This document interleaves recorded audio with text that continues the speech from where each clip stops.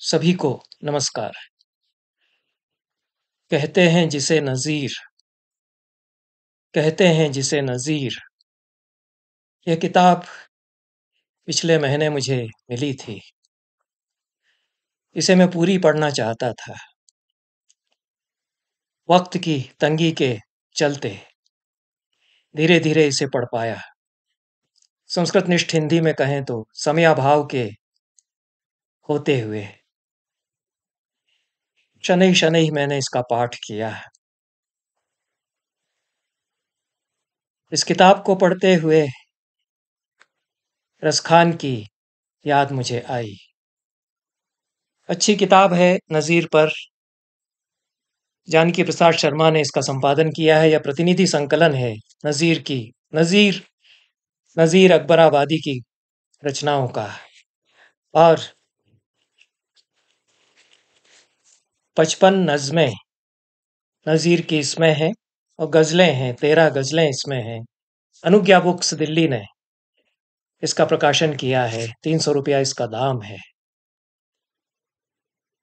पूरी किताब पढ़ते पढ़ते भी पूरी करते हुए भी रसखान की याद बराबर बनी रही। रसखान और नज़ीर में फ़र्क है, समय का भी फ़र्क है, आस्थाओं में और दृष्टियों में भी फ़र्क है। फिर भी रसखान, बोधा, अनेक मुस्लिम कवि जिन्होंने कृष्ण भक्ति पर लिखा है, हिंदू धर्म के प्रसंगों पर आस्था के साथ लिखा है, मगन होकर वर्णन किया है, ऐसे अनेक मुस्लिम कवि ज़ेहन में आते हैं, ध्यान में आते हैं इस किताब को पढ़ते हुए। इस किताब की ज़रूरत है। इस तरह की किताबों की बहुत ज़रूरत है। जानकी प्रसाद जी ने बहुत अच्छा काम किया है कि नज़ीर को उन्होंने एक बार फिर से मुहैया कराया हमको, या उपलब्ध कराया।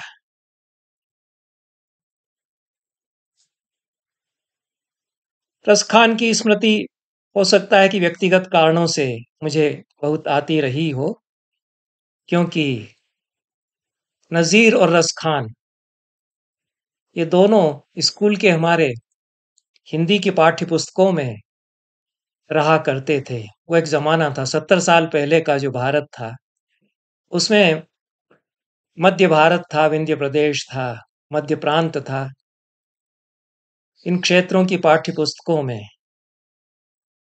हिंदी की पाठ्य पुस्तकों में दर्जा 3 और 4 की कक्षाओं में नज़ीर और रसखान हमको पढ़ाए जाते थे। रसखान 16वीं शताब्दी के हैं, नज़ीर 18वीं शताब्दी के हैं। दोनों ही मुसलमान हैं। असली नाम रसखान का सैयद इब्राहिम था। रस की खान थे कविता में, इसलिए रसखान नाम उनका है। कृष्ण भक्त मुस्लिम कवि थे। कहते हैं कि वल्लभ संप्रदाय में उन्होंने दीक्षा ले ली थी, विट्ठल नाथ के शिष्य हुए। श्रृंगार की कविताएं उन्होंने बहुत सुंदर लिखी हैं। सवैया रसखान का तो कहना ही क्या है। और भक्ति का प्रवाह, भक्ति की रस माधुरी जो रसखान की है, वो सचमुच में उनके रसखान नाम को सार्थक करते हैं। सगुण और निरागुण, सगुण और निर्गुण के अंतर को उन्होंने मिटा दिया है। उपनिषद की शब्दावली भी वो दोहराते हैं, जहाँ कृष्ण का वर्णन करते हैं और उनकी बाल लीलाओं का, गोपियों के साथ उनकी प्रेम का, उसका भी तन्मय होकर के वर्णन करते हैं। बाल लीला पर लिखते हैं खूब। रास लीला का वर्णन रुच रुच कर करते हैं। फाग खूब आई है। कुंजों में जो लीलाएं हैं कृष्ण की, उसका वर्णन किया है रसखान ने।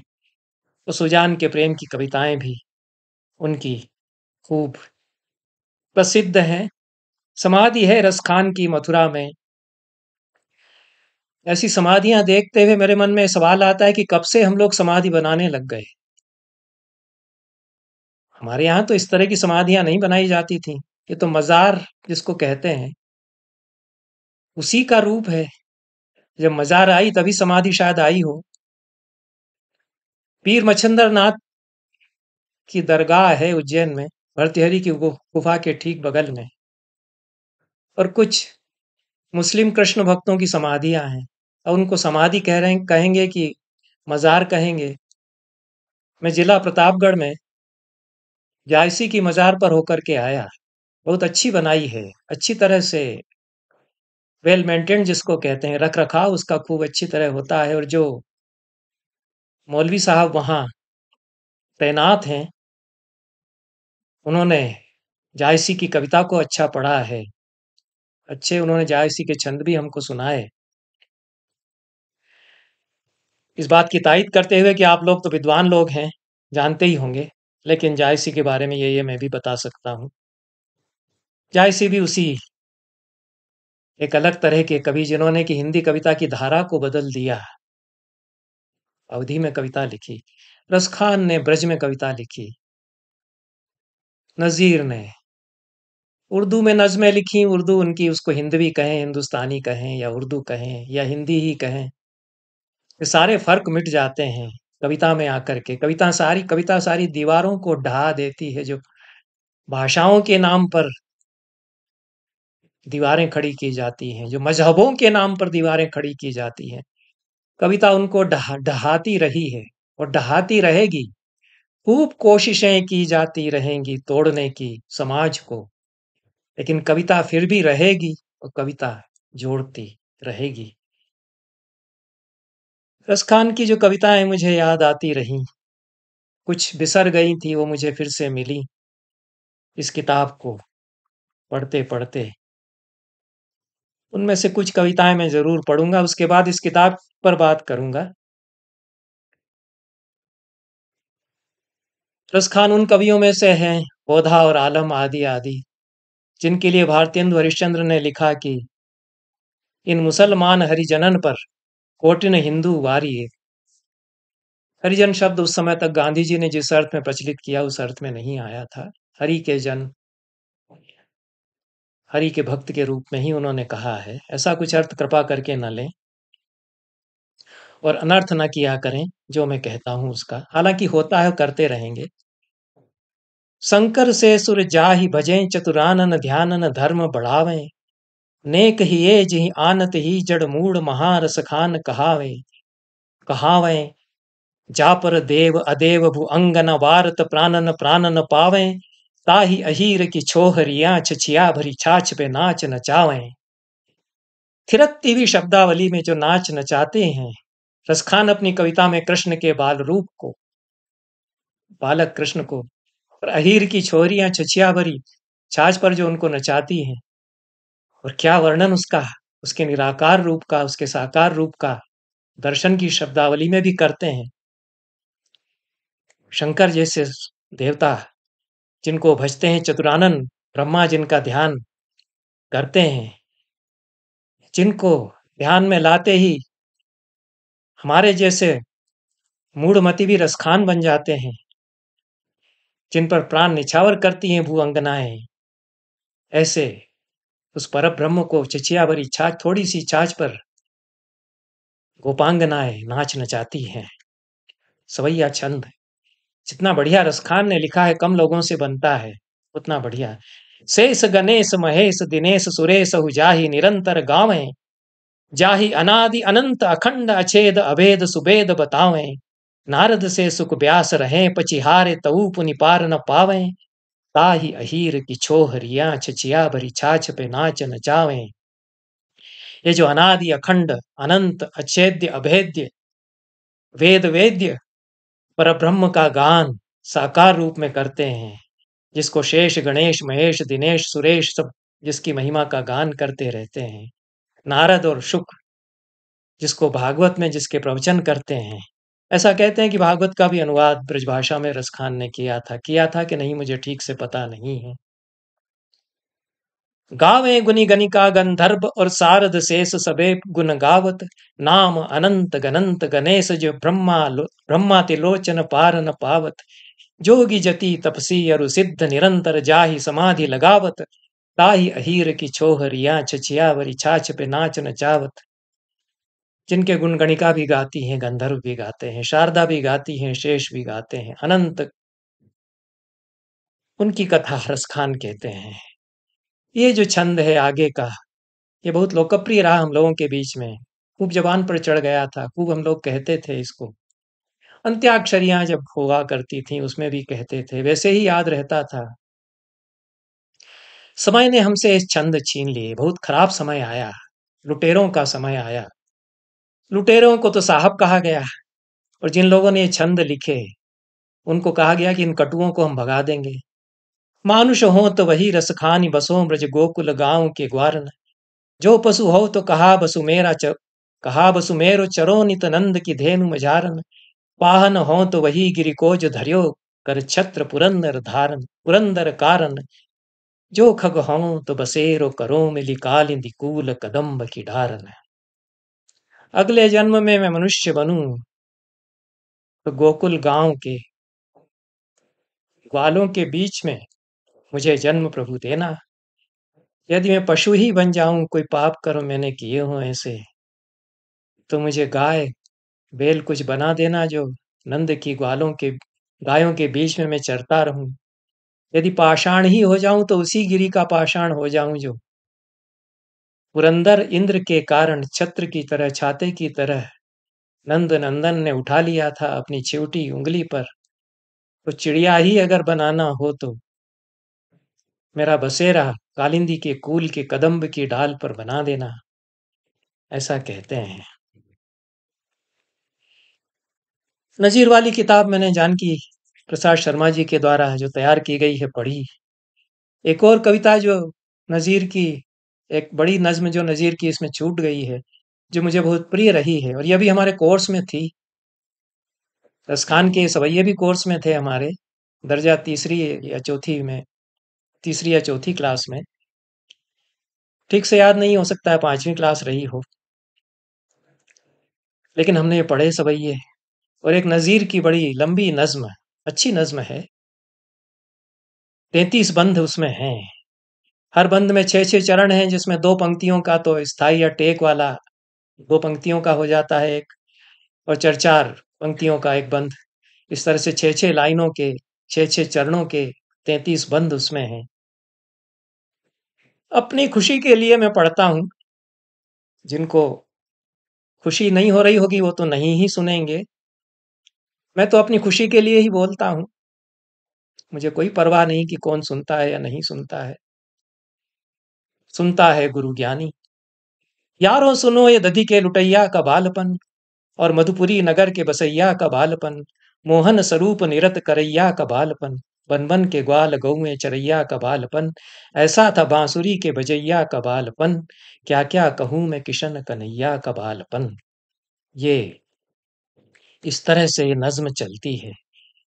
और नज़ीर तो मुसलमान ही रहे जिंदगी भर, और इस्लाम पर भी, ईदगाह पर भी, ईद पर भी उन्होंने अच्छी नज़में लिखी। हिंदू मज़हब, हिंदू धर्म के रीति रिवाजों पर भी उन्होंने बहुत अच्छी कविताएं लिखी। प्रसन्न होकर लिखी, तबीयत से लिखी, किसी राजनीति के तहत नहीं लिखी, किसी एजेंडे के तहत नहीं लिखी। खुशी थी, मन था, तबीयत थी तो लिखी, लेकिन समझ-बूझ के लिखी हैं। परंपराओं को समझ कर के लिखी हैं, दोनों तरफ की परंपराओं को समझ कर के लिखी हैं। जो दारा शुकोह कर रहे थे, जो वे दोनों तरफ की परंपराओं को समझ कर के मजमा उल बहरैन लिख रहे थे, समुद्र संगम संस्कृत में तैयार कर रहे थे, वो सिर्र अकबर में 52 उपनिषदों के अनुवाद कर रहे थे। जाहिर में सुत वो नंद जसोदा के आप थे, वरना वह आप माई थे और आप बाप थे। पर्दे में बालपन के ये उनके मिलाप थे, ज्योति स्वरूप कहिए जिन्हें, सो वह आप थे। ऐसा था बांसुरी के बजैया का बालपन, क्या क्या कहूँ मैं किशन कन्हैया का बालपन। कृष्ण की बाल लीलाओं का रुच रुच कर वर्णन किया है, कुछ मगन होकर के वर्णन किया है, कुछ नहीं, काफी मगन होकर वर्णन किया है नजीर ने। और हंसी है, ठिठोली है, प्रेम है, आह्लाद है, इस कविता में वो रचते हैं।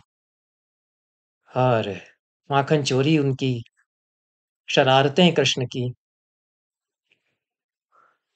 उनका चिढ़ाना गोपांगनाओं को, सारी बाल लीलाओं का वर्णन उन्होंने किया है। अंतिम जो बंद है इसका, उसको पढ़ूंगा। उससे जो सुन रहे होंगे उनको कुछ, जिन्होंने नहीं पढ़ी होगी उनको कुछ अंदाज तो होगा ही कि असल कविता अनुभूति की प्रामाणिकता जिसको कहते हैं, उसके साथ ही नज़ीर लिख रहे हैं। सब मिलकर यारों किशन मुरारी की बोलो जय, गोविंद छेल कुंज बिहारी की बोलो जय, रदिचोर गोपीनाथ बिहारी की बोलो जय, तुम भी नज़ीर किशन बिहारी की बोलो जय, ऐसा था बांसुरी के बजैया का बालपन, क्या क्या कहूँ मैं किशन कन्हैया का बालपन। अब जिस किताब के बारे में बात करना है उस पर मैं थोड़ी चर्चा करूंगा।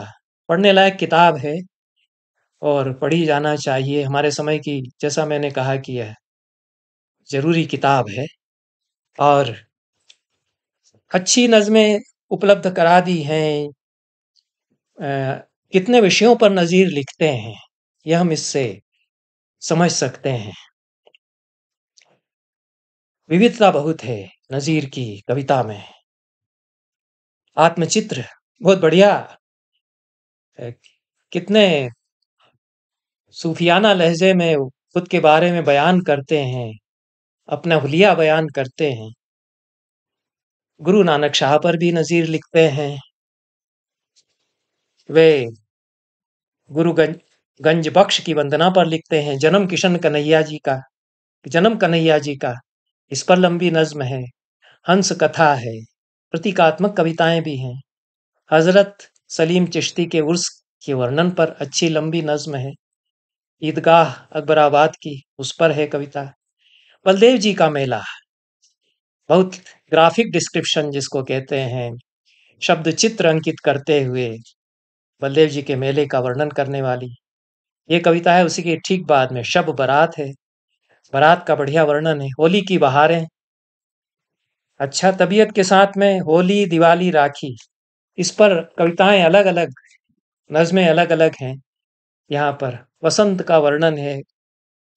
कुछ ऐसी चीजों पर कविताएं नज़ीर लिखते हैं जिनके बारे में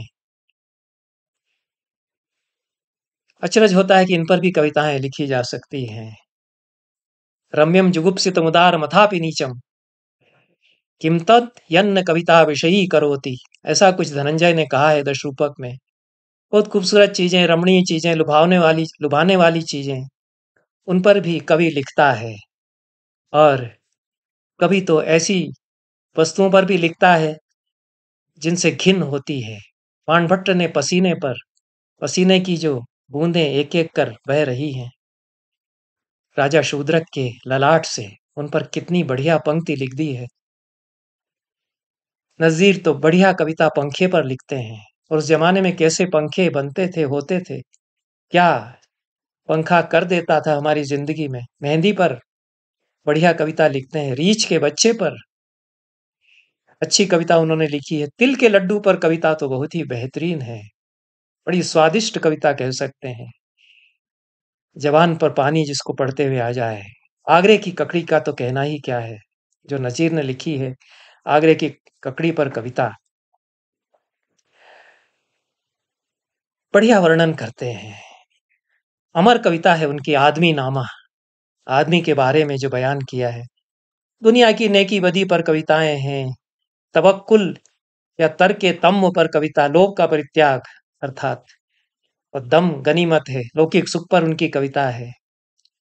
राजदारी है महबूब, प्रेमी का मर्म, यह नज्म है। आईना पर कविता है, जो आईना दिखाने वाली ही कविता है। मौत पर, बुढ़ापे पर कुछ दार्शनिक लहजे में कविता लिखते हैं। उसी तरह से जवानी पर भी नज्म लिखते हैं। और रोटियां जो कविता है नज़ीर की, अद्भुत कविता है, विलक्षण कविता है। रोटी पर इतनी सुंदर बेहतरीन कविता, प्रवर्तक कविता है ये। बाद में तो औरों ने भी लिखी है कविता, रोटी पर हमने भी लिखी है, लेकिन नज़ीर जैसी लिख गए। वो नज़ीर नज़ीर ही है। नज़ीर नज़ीर ने जैसी नज़में लिख दी हैं वो नज़ीर बन गई हैं। और आगरे की बदहाली का बहुत करुण वर्णन करने वाली, मंदी के वक्त में आगरा, उसका जो बयान किया है, शहर आशोभ इसमें, और दरिद्रता का चित्र जो खींचा है उन्होंने, इफलास का नक्शा इस कविता में। लेकिन उनकी रोटियां है, आदमी नामा है, बंजारा नामा, ये तो अद्भुत कविताएं हैं। कहाँ से कहाँ, एक मामूली से विषय को लेकर कहाँ से कहाँ पहुंचते हैं नजीर। कहाँ वो फलसफा बुनते हैं, कहाँ वो जिंदगी के सच का बयान करते हैं। पेट का फलसफा, इस पर भी उन्होंने लिखा है। 13 गजलें 55 नज्मों के बाद इस संकलन में संकलित की गई हैं और अच्छी गजलें हैं। नज़ीर जो जिन विषयों पर लिखते हैं वो कई बार बहुत हल्के-फुल्के लिखते हैं, लेकिन वो बहुत ऊँचाइयों तक भी जाते हैं। खुशमिजाज उनकी कविता का स्वभाव है, खुशमिजाजी के साथ लिखते हैं, तबीयत के साथ लिखते हैं, चिलंदड़ेपन के साथ लिखते हैं, केली जिसको कहते हैं संस्कृत में, कविता में केली करते हैं, क्रीड़ा करते हैं, खेल करते हैं खूब। कोई परवाह कदाचित उनको नहीं है कि मुझे गालिब के साथ रखा जाएगा कि नहीं रखा जाएगा, मुझे मीर के साथ रखा जाएगा कि नहीं रखा जाएगा। फिराक गोरखपुरी जैसे बड़े शायर नाक को सिकोड़ेंगे या नहीं सिकोड़ेंगे, इसकी परवाह किए बिना वो तबीयत के साथ लिखते हैं। लेकिन नज़ीर तो नज़ीर हैं, उनकी कविता तो रहेगी, वो ज़बान पर चढ़ जाती है। राजशेखर ने लिखा है कि जो बच्चों की, महिलाओं की, बूढ़ों की, जन-जन की ज़बान पर चढ़ कर के दुनिया की यात्रा करती है, वो कविता असल कविता होती है। कस्यापि संचरति विश्व कुतूहलीव, आबाल गोप वृद्ध अंगनाओं के ज़बान पर चढ़ती हुई। तो राजशेखर 10वीं शताब्दी में जो कह गए, बिल्हड़ ने भी कहा कि हमारी कविता तो कश्मीर में गांव देहातों में महिलाएं गाती हैं। वो भी बड़े कवि संस्कृत के थे। तो नज़ीर जन-जन के कवियों की उस कतार में शामिल होते हैं, जो योगेश्वर की कविता संस्कृत की, विनंद की संस्कृत कविता, जो संस्कृत के लोक कवियों की कविता, उनकी बिरादरी के वो कवि बनते हैं। हालांकि गजलें भी उनकी अच्छी हैं, खूबसूरत गजलें हैं और गंभीर भी हैं। उनमें से विरहानुभूति पर, विरह वेदना पर भी वो लिखते हैं, इश्क पर भी वो लिखते हैं। हालांकि पतंग पर भी, पतंगबाजी पर भी वो अच्छी कविता लिखते हैं। मैं कुछ कविताएं इस इस संकलन से पढ़ूंगा और उसके बाद आगे बात करूंगा, उसके बाद आगे बात करूंगा। उसके पहले मैं जानकी प्रसाद शर्मा जी की तारीफ में ये तो कहना ही चाहूंगा कि मेहनत से उन्होंने काम किया है, वो इसके लिए जाने जाते हैं। उर्दू कविता के वे बड़े विशेषज्ञों में से एक हैं और उर्दू शायरी का गुलदस्ता हिंदी, उर्दू और जापानी में उन्होंने पेश की है। शानी आदमी और अदीब उनकी किताब है और मंटो और इस्मत चुगताई विशेषांक उन्होंने उद्भावना पत्रिका का संपादित किया है। उर्दू से हिंदी में अनुवाद उन्होंने बहुत किए हैं, दर्जनों किताबें उनकी छपी हैं। सज्जाद जहीर की रोशनाई, निदा फाजली की आत्मकथा, दीवारों के बाहर, काजी अब्दुल सत्तार के उपन्यास दारा शिकोह होना चाहिए मेरे ख्याल से, और गालिब के अनुवाद उन्होंने खूब किए हैं। इस किताब को तैयार करने के सिलसिले में उन्होंने जो नज़ीर पर जिन लोगों ने प्रामाणिक कार्य किया है, उनसे सामग्री ली है, उनको मथा है, पढ़ा है।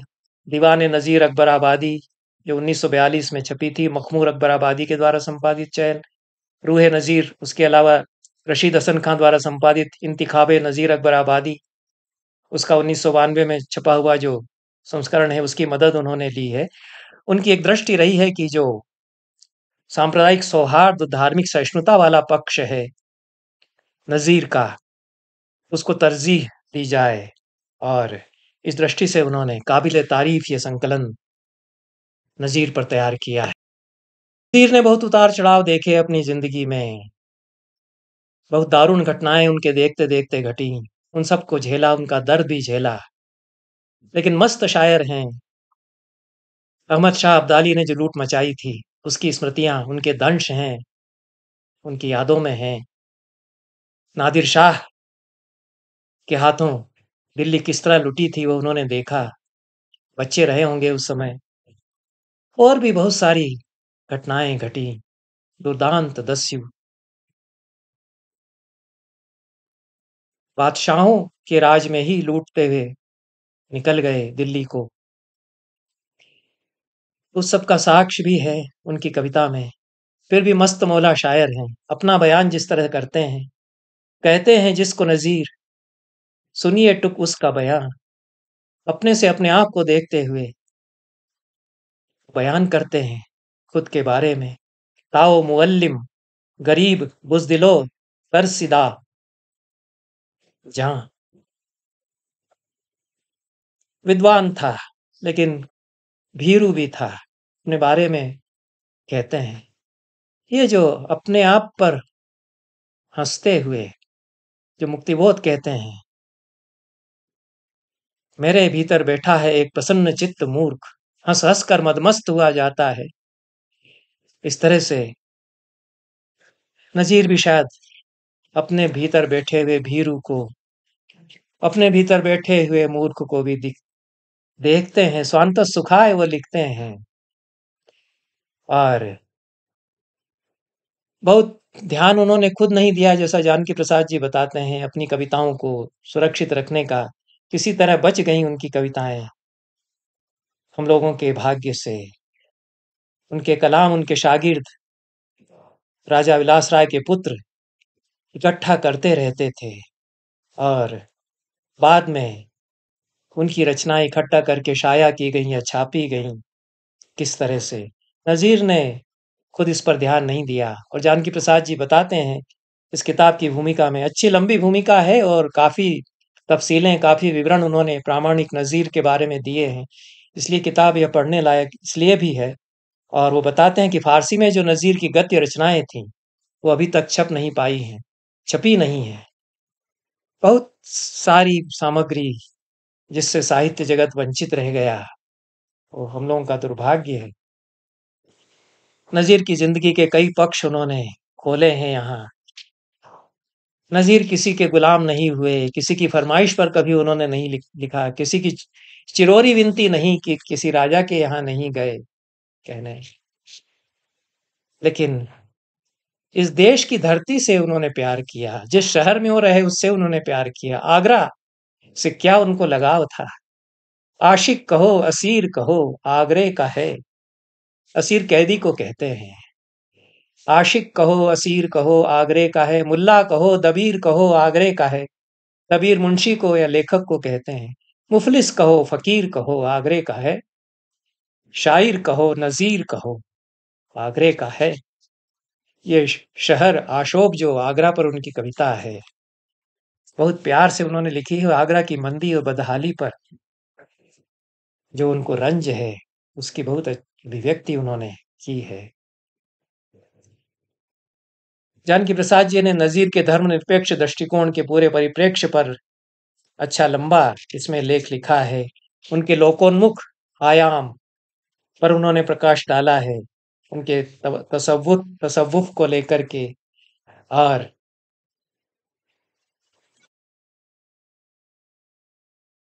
यह ठीक है कि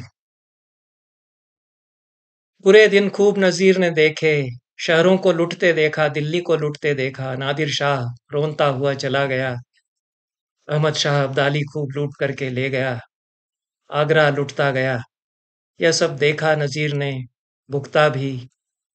फिर भी वो अलमस्त कवि हैं, वो निराशा के कवि नहीं हैं, और फक्कड़ कवि वो हैं। दूसरी खूबी उनकी यह है कि छोटी-छोटी चीज़ों को देखते हैं। कविता की यही खूबी होती कि छोटी-छोटी चीज़ों में जो खूबसूरती है, ईश्वर तो कण-कण में बसा हुआ है, उसका प्रत्यय कविता देती है। कोरे बर्तन पर कविता नज़ीर ने लिखी है। कोरे बर्तन हैं क्यारी गुलशन की, जिनसे खिलती है हर कली तन की। बूंद पानी की इनमें जब थन की, क्या वो प्यारी सदा है सनसन की। ताजगी जी की और तरी तन की, वाह क्या बात कोरे बर्तन की। ये इस तरह के अनेक विषयों पर नज़ीर कविताएं लिखते हैं। ये जो रोटियां कविता है, इसको पढ़ते हुए मुझे त्रिलोचन जी का एक सोनेट याद आता रहा, और मैंने ध्यान नहीं दिया कि जानकी प्रसाद जी ने तो भूमिका में वो सोनेट भी उद्धृत कर दिया है। रोटियां पर कई लोगों ने कविताएं लिखी हैं, जैसा मैंने कहा। और त्रिलोचन जी अपना सोनेट अलग तरह से लिखते ही हैं। जब आदमी के पेट में आती है रोटियां, फूली नहीं बदन में समाती हैं रोटियां, आंखें परी रुखों से लड़ाती है रोटियां, सीने ऊपर भी हाथ चलाती है रोटियां, जितने मजे हैं सब जितने मजे हैं सब ये दिखाती है रोटियां। जानकी प्रसाद जी कहते हैं कि रोटियां नज्म पढ़ते हुए हम अपने वर्तमान में आ जाते हैं और हमारा ध्यान त्रिलोचन और धूमिल की ओर चला जाता है। रोटी शीर्षक सोनेट में त्रिलोचन कहते हैं, ये बढ़िया सोनेट है। इसके साथ नज़ीर को पढ़ते समय कितने आधुनिक कवि हमको याद आते हैं, और वे कितने हमारे समकालीन हो जाते हैं, कितने आज के कवि वो हो जाते हैं। 1008 स्वामी जी ने डकार ली, हाथ पेट पर फेरा, बोले अधिक खा गया, मर्यादा पुरुषोत्तम प्रभु का ध्यान आ गया, भूल गया मैं उन लोगों ने तो उतार ली मर्यादा इस पुण्य भूमि की, जिन लोगों ने कहा कि रोटी ही सब कुछ है। यदि यह रोटी सब कुछ होती, मुनि त्रिकालदर्शी यह छोटी बात कहीं कह जाते। वो धूमिल की कविता, सुनो आज मैं तुम्हें वह सत्य बतलाता हूँ, जिसके आगे हर सच्चाई छोटी है। इस दुनिया में भूखे आदमी का सबसे बड़ा तर्क रोटी है। इसी तर्क को लेकर के कविता नजीर बुनते हैं। और इस तरह जानकी प्रसाद जी बताते हैं कि ब्रज क्षेत्र में आने के बाद नजीर रम गए ब्रज के संस्कारों में। और वो जो एक संस्कृति विकसित हुई थी, जिसमें कि औरंगजेब के जमाने को छोड़ करके अधिकांश मुस्लिम बादशाह होली खूब मनाया करते थे, रबियत से शामिल होते थे। होली दिवाली के त्योहार मुगल दरबार में मनाए जाते थे। अवध के नवाबों के दरबार में खूब होली होती थी। अमीर उमराव भी होली मनाया करते थे, ऐसा वे बताते हैं।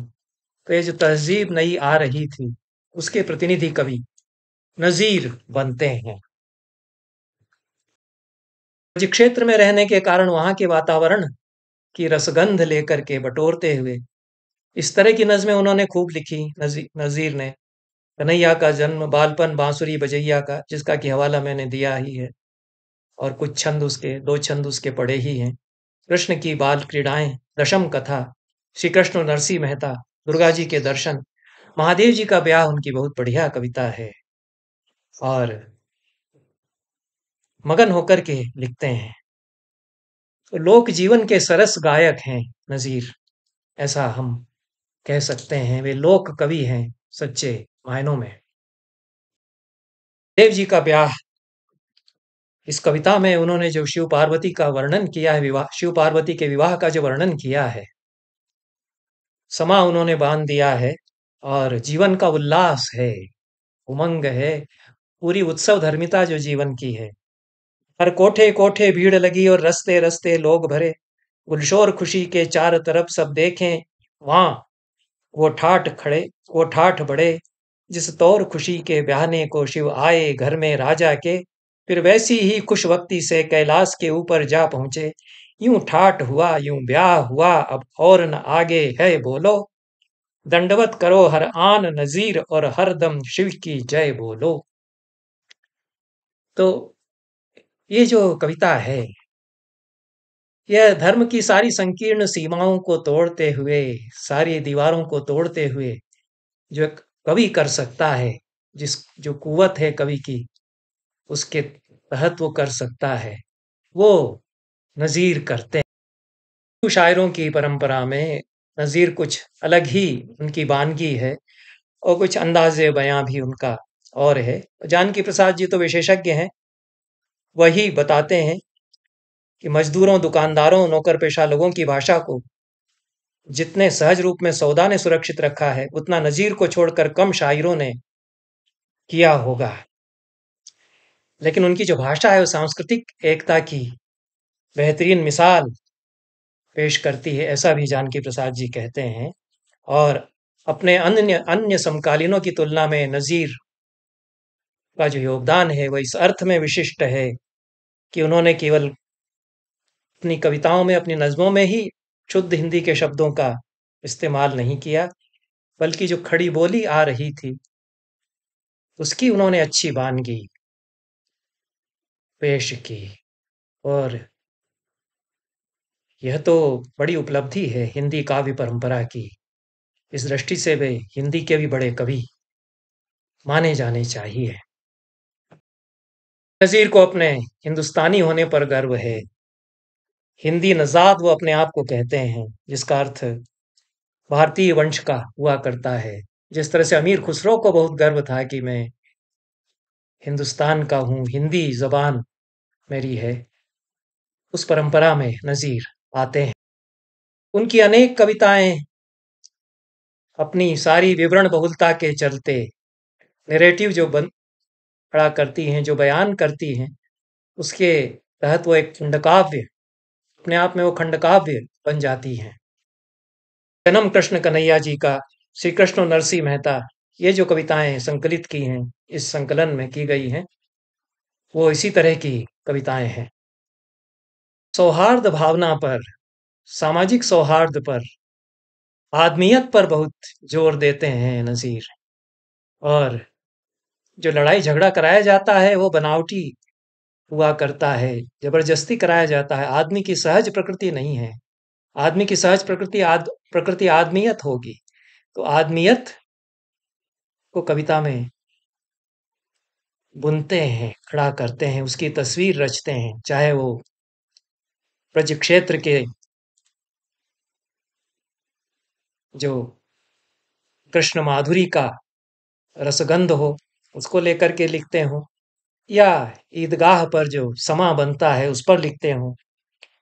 है करते वस्ल शहर के सब खुर्द और कबीर, मिलन कहते हैं वस्ल को, और खुर्द और कबीर छोटे और बड़े लोग हैं करते वस्ल शहर के सब खुर्द और कबीर।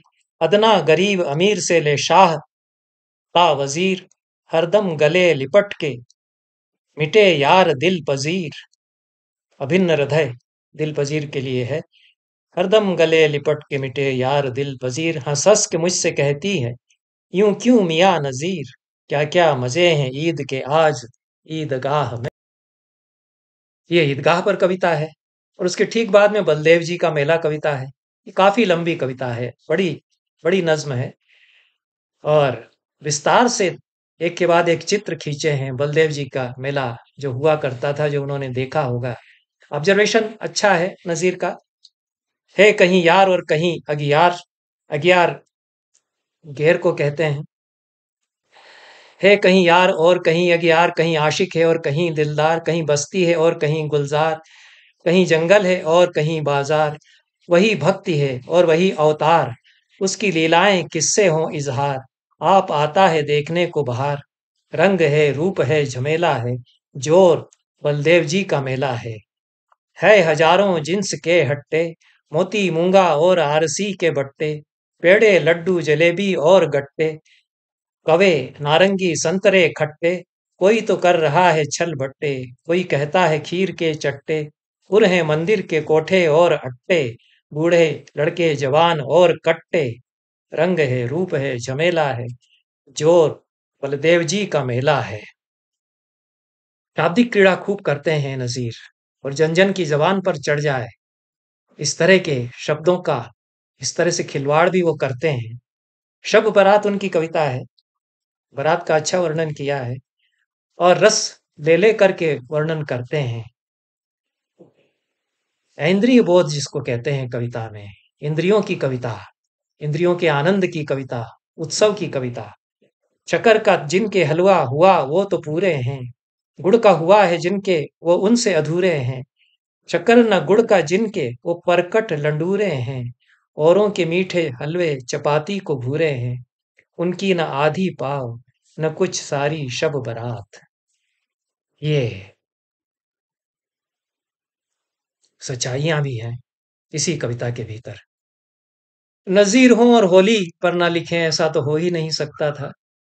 होली की बहारें नज़्म है इस संकलन में, और होली की बहारों का जो दिल खुश करने वाला उन्होंने चित्रण किया है।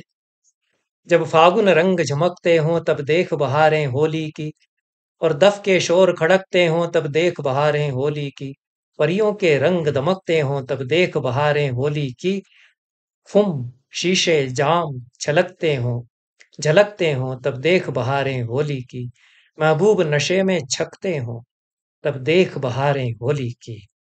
इस नज्म में जो टेक है उसको बदल दिया है, अलग अलग बंद के साथ में टेक भी अलग अलग उन्होंने रखी है। एक अलग तरह का छंदो विधान नज़ीर ने खड़ा किया जहां तक मैं समझता हूँ।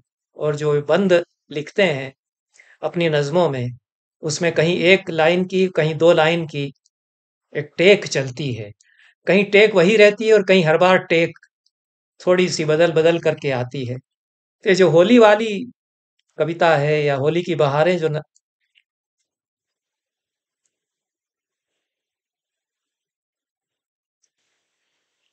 होली की बहारें जो नज्म है, उसमें महबूब नशे में छकते हों तब देख बहारें होली की, कुछ घुंघरू ताल छनकते हों तब देख बहारें होली की, कपड़ों पर रंग छिड़कते हों तब देख बहारें होली की, सीनों पर रंग ढलकते हों तब देख बहारें होली की, भड़वे जी भड़वे भी भड़वा बकते हों तब देख बहारें होली की, कुछ काफिर नैन मटकते हों तब देख बहारें होली की, जब ऐसे ऐश महकते हों तब देख बहारें होली की।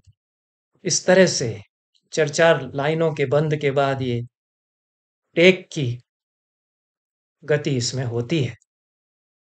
होली पर भी लिखा नज़ीर ने, उसी तरह से दिवाली पर भी लिखा, खुश होकर के राखी पर भी लिखा, और राखी पर उसको प्रेम और सौहार्द के त्योहार के रूप में खुश होकर के बयान करते हैं। राखी स्वयं बांधना चाहते हैं जा जा करके। कुछ इस तरह से उन्होंने ये राखी पर अपनी नज्म लिखी। फिरे हैं राखियां बांधे जो हरदम हुस्न के मारे, तो उनकी राखियों को देख ए जहाँ चाव के मारे, पहन जुन्नार और कशका लगा माथे ऊपर बारे।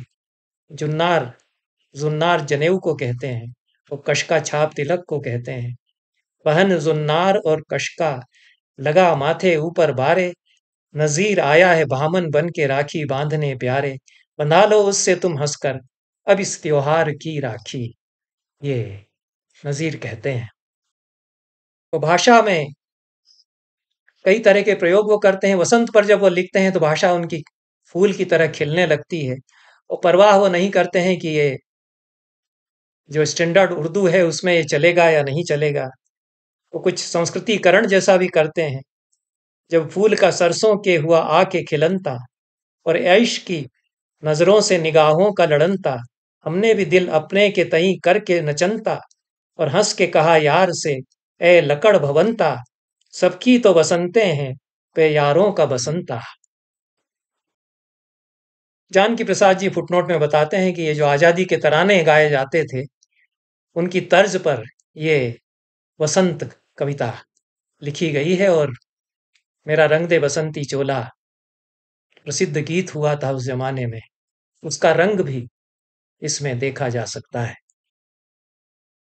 नज़ीर की कविता मोती की आप की तरह झिलमिलाती है।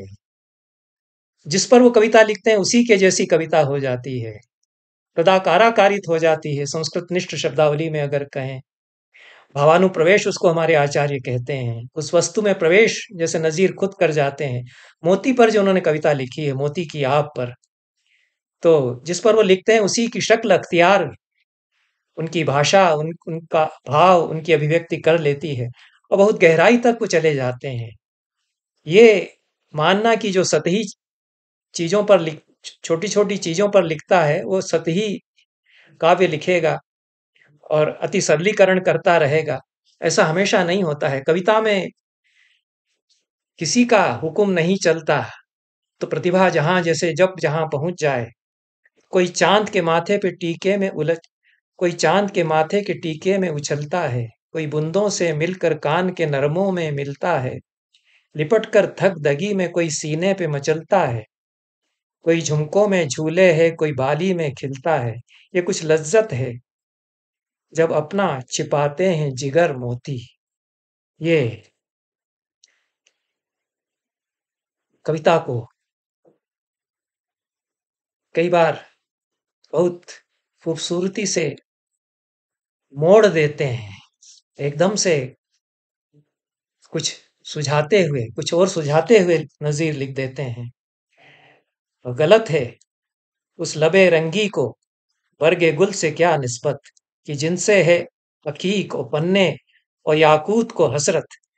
हकीक के एक बहुमूल्य पत्थर है जिसे माएँ अपने बच्चों के गले में डालती हैं, और याकूत भी एक रत्न है। ये रत्नों के नाम दिए हैं कि जिनसे है अकीक और पन्ने और याकूत को हसरत। उदाहट कुछ मिसी की और उस पर पान की रंगत, वो हंसते हैं तो खिलता है जवाहर खानाए कुदरत।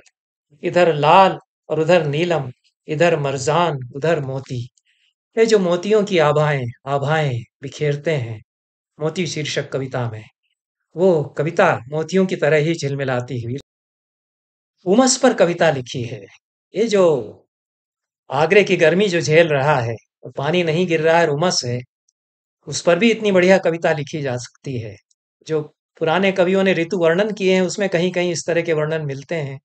सेनापति ने जो लिखा है ग्रीष्म वर्णन में, सेनापति दोपहर के ढरत होत धमाका विषम, इस प्रकार के जो उन्होंने सवैये लिखे हैं।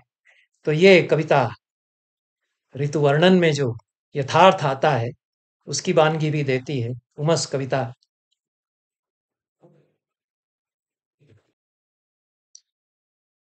नज़ीर ने आशिक और माशूक की दुनिया से उर्दू शायरी को बाहर निकाला, बड़ी दुनिया से उन्होंने उसको जोड़ा। निसर्ग या प्रकृति की छाह में वो रमे, इस सियह अब्र में यूं उड़ते हैं बगुले जैसे, लबे मालिदा मिसी में डुरे दंदा की सफा। ये उन्होंने उपमा दी है, ये चीन के किसी प्रसिद्ध चित्रकार का स्मरण करते हुए। तो ये प्रकृति का चित्रण करते हैं, ऋतुओं का चित्रण करते हैं, भारत की वसुंधरा के सौंदर्य का चित्रण करते हैं, जाड़े की बहारों के बारे में कविता में, नज्म में बात करते हैं नज़ीर। जब माह अगहन का ढलता हो तब देख बहारें जाड़े की, और हंस हंस पौष संभलता है तब देख बहारें जाड़े की। दिन जल्दी जल्दी चलता हो तब देख बहारें जाड़े की, और पाला बर्फ पिघलता हो तब देख बहारें जाड़े की। चिल्ला खम ठोंक उछलता है तब देख बहारें जाड़े की। ये जो प्रकृति की बहारें हैं वे भी कविता में आती हैं नज़ीर के। बुढ़ापा और मौत पर भी कविताएं उनकी हैं, जिंदगी के दर्द पर भी कविताएं हैं, दुख तकलीफ पर भी कविताएं हैं। लेकिन दर्द को गम को भुला करके और मस्ती में डूबने पर कविताएं खूब अच्छी तरह से लिखी हैं। सूफी रंग कहीं न कहीं से चढ़ा हुआ है नज़ीर के ऊपर। और वज्द वज्द ओ हाल, ये जो कविता उनकी है आत्मविस्मृति, वो उसी तरह की कविताएं हैं। और उनकी अधिकांश कविताओं में कहीं न कहीं से ये सूफी रंग, सूफियाना झलक हमको मिलती ही है। था जिनकी खातिर नाच नचा जब सूरत उनकी आएगी, कहीं आप कहा कहीं नाच किया और तान कहीं भर्राएगी। जब छैल छबीले सुंदर की छब नैनन अंदर जाएगी, एक मूर्छा गत सी आएगी और जोत में जोत समाएगी। है राग उन्हीं के रंग भरे और भाव उन्हीं के सांचे हैं, जो बेगत बेसुर ताल हुए बिन ताल बखावज नाचे हैं। ये लंबी कविता इस तरह से चलती है। नज़ीर पर तो और भी बहुत बात की जा सकती है। पंखे पर कविता पढ़ते हुए लगता है कि पंखा झला जा रहा है, उसकी ठंडी हवा आ रही है। दिल बाग हुआ जाता है फूलों की भभक से, और रूह बसी जाती है खुशबू की महक से। कुछ खस से, कुछ उस पानी की बूंदों की टपक से, नींद आती है आंखों में चली जिनकी झपक से। क्या यार के झलने का मजेदार है पंखा। ये सब सारी जिंदगी जो जी, मुकम्मल जिंदगी नज़ीर ने, वही उन्होंने अपनी कविता में उतारी है। बहुत बहुत धन्यवाद। मैं एक महत्वपूर्ण बात इसमें छूट गई और जिसका हवाला शायद जानकी प्रसाद जी ने भी नहीं दिया है, वो आगरा बाजार नाटक है और उस पर मैं चर्चा ज़रूर करूँगा, फिर कभी करूँगा। धन्यवाद।